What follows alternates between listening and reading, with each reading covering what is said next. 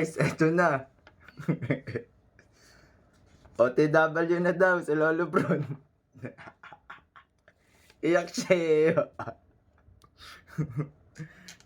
Enjoy ka sa Boracay, Lolo Bron. Wala na. Ang sakit. Ang hirap na hirap siya umiyak eh. Iyak nang iyak. Ano yun? Mga Lakers fans, sigurado, ganito din mukha. Ako din eh. Lakers fans ako, pero kailangan natin maging masaya. Sorry doon sa mga prediction natin. Wala, talo eh. Eto na lang oh. Enjoy Lolo Bron sa Boracay. Kakaiba ka talaga, Morey. Ang lupit mo.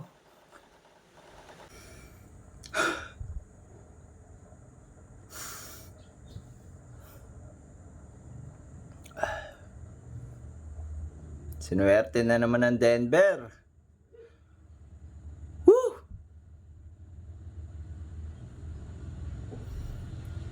Grabe mga kaswertihan.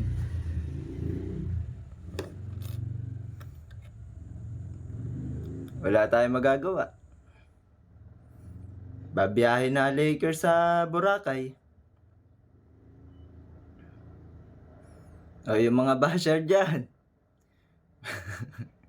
Pwede na kayo mang-asar. Mga haters ng Lakers. Palipad na. Sayang niya naman performance ni Lolo Bron.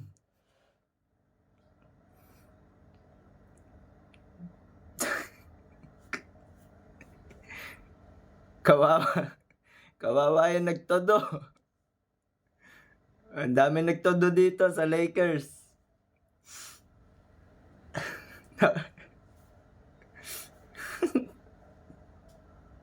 Natatawa na lang ako, guys. Talo.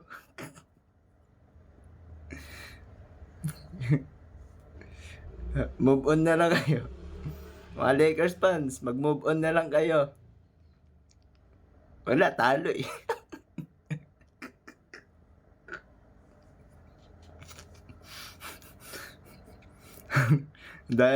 Dami na naman magagalit dyan. At syempre, masasaya yung ano dyan. Yung mga Golden State. Sobrang saya nila. Dahil nagsama na yung tatlo. Si Stephen Curry, Kevin Durant, at si Lolo Bron.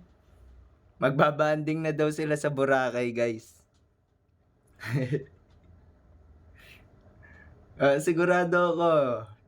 Ang daming mag-ano dyan. Ang daming masaya ngayong araw. At marami, sobrang dami malungkot. Toyo ang ulam at itlog. Ako rin, masyado ako nagtiwala sa Lakers, guys. Wala, swerte talaga Denver eh. Biruin mo yun. Wala ng Lakers in 7. Kumuha na ng passport papuntang Boracay. So yun guys. Congrats sa nakiki-Denver Nuggets dyan. Congrats sa inyo. Sana'y masaya kayo.